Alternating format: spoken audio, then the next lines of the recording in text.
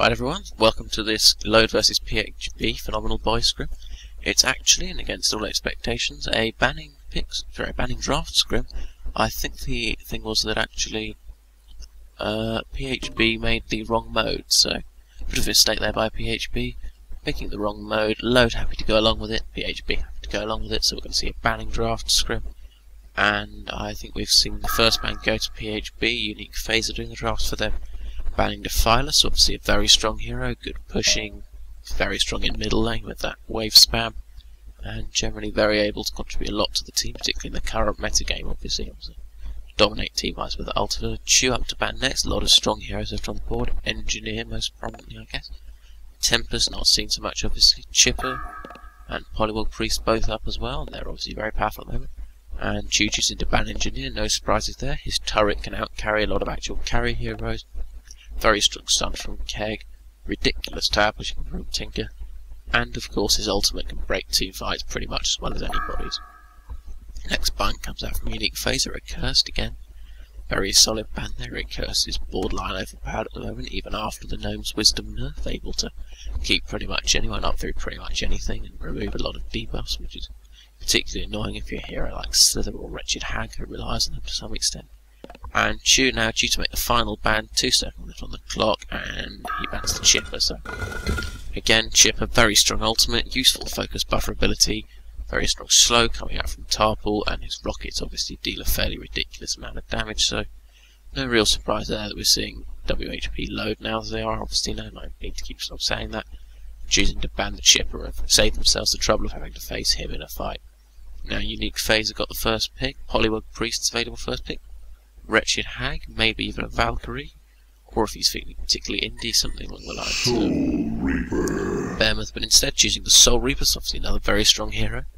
Excellent in the current pushing metagame, very strong in team fights with his Judgment, Heal Nuke, and of course his very powerful Demonic Execution ability can take out annoying enemy tanky heroes much sooner than you would be able to otherwise. So Armadon, Sandraith, he's not so good against but still fairly effective, since they nerfed the fact that his Staff of the Master actually broke his ultimate completely.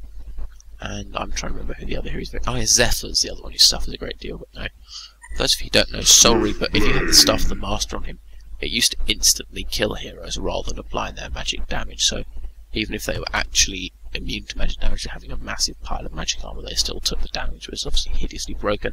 That's now fixed, but Soul Reaper's still very against tanky heroes, and now Chew picking up Polywog Priest, obviously seen him on that a few times, very strong in the middle lane there, dominating the lane, farming up well, getting a quick Staff of the Master and helping his team to push, and a Swift Blade big, obviously.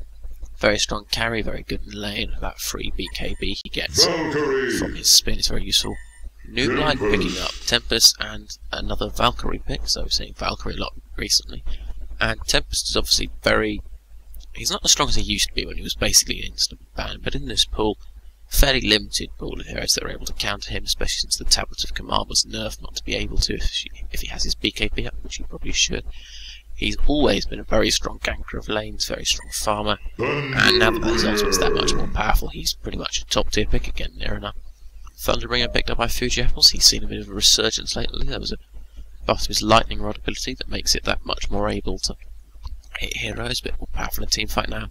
And of course, Fuji Apple's a very strong support player, might well see him on that. And Thunderbringer still retains what he's always had, which is ridiculous nuking capacity.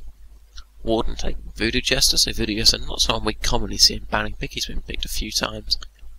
But Voodoo Jester's still a very strong hero, obviously that Acid Cocktail stun's very good in the right situations, Mojo's excellent for babysitting, and a good Cursed Ground can basically win you a team fight right there. They don't have the Tempest ultimate, which is a shame. It works, but nonetheless, obviously Spirit Ward, very good if it's not interrupted, which it almost certainly will be. Next pickups for this PhB lineup, Behemoth, obviously a very strong ganker again, very strong laning capacity, and a very, very strong teamfight ultimate. And Forsaken Archer, who again, good ganking, good teamfight, good carrying, so I think this Legion side got good teamfight makeup. All the heroes here have something to contribute to a teamfight, good ganking makeup, because everyone except Soul Reaper basically excels at it. Fairly strong lanes and fairly strong semi-carrying from Valkyrie, Forsaken Archer and Soul Reaper, so should see some good action from this Legion team. Hammerstorm picked up by Load, so again they've got a dual carry strat but with harder carries, so it should see this game stay interesting right to the end. They've got stronger nuking than PhB, but I wouldn't say I like them in the team fights as much. Voodoo Jester is strong. Thunderbringer brings a lot of nuking power to the table and nothing else. And again, Polywog Priest does have that disabling capacity in his wards, can be used, but I don't like him as much as, say, Behemoth in terms of being able to dominate a team fight and change the course of a game in that team fight. So I think, overall, I do prefer the PhB line. I think it's got a better scope for ganking people, better scope for team fighting. Probably could just about out-carry them if needed to. But nonetheless, Load obviously very well known for being a good team, well able to play, and I'm sure that we should see a lot of action from them early on. Hammerstorm Voodoo Jester's a very strong lane. I'm guessing we'll see a Polywog Priest Swiftblade, that's also a very strong lane. And while they're certainly not by any means out of this game, I do still like the PhB lineup a lot more. I mean, I imagine we'll probably see a Soul Reaper solo mid bottom, Forsaken Archer solo mid, and Valkyrie Behemoth top with Tempest jungling. Could also see that Valkyrie taking a solo lane and the Forsaken Archer going into the dual lane, or even both of them taking a solo and the Soul Reaper going into the dual lane. Although I think that's less likely. Soul Reaper not as good in the offensive combinations.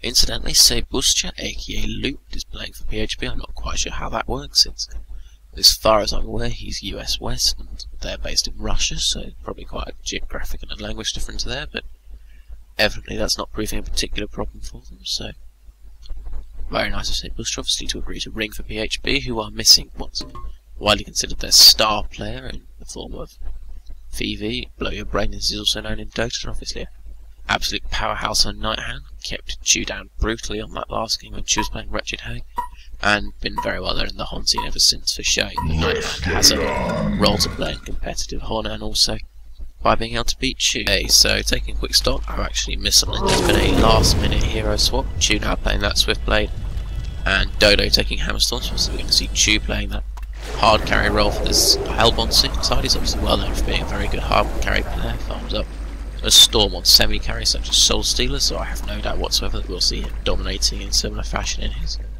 role as Swiftblade. Obviously he's not particularly a semi-carry, but nonetheless that spin ability does make him extremely handy in whichever lane he chooses to go to. Seeing the Fuji Apples taking Thunderbringer middle lane as we expected, going typical Chain Lightning build rather than the slightly bizarre Blast Lightning first build that we've seen espoused in some premium cards. I don't think I've seen any top tier Thunderbringers use it though, to be fair, so that's hardly a surprise in some respects. Voodoo Jester and Hammerstorm going bottom, so again no real surprises there. Voodoo Jester taking up a set of wards for this Hellbond side, so I think we'll presumably see him warding slightly typical wards. Normally you ward the rune spot on the slightly raised cliff and also the pole spot. Instead we've seen Warden go for warding the jungle slightly further in, which I'm guessing gives you slightly better offensive vision and is harder to counter ward.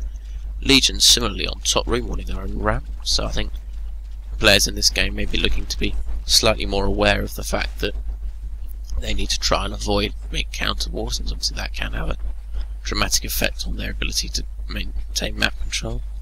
Hellborn warding the Legion pull, I believe. Yeah, Hellborn pull. And Valkyrie, no wards on the Hellborn pull so far, which is a little odd. I think Behemoth's got one, and he's placed it just in time to prevent them spawning, so that's all good. Meanwhile, though, Hellborn managing to get this lane first, take a bit of extra farm time without the Legion to oppose them. Chewing, good use of that to pick up the first creep kills of the game. And that's about it, I think, so far. Sorry about this, there was a slight interruption in the sound I had to sort of setting out.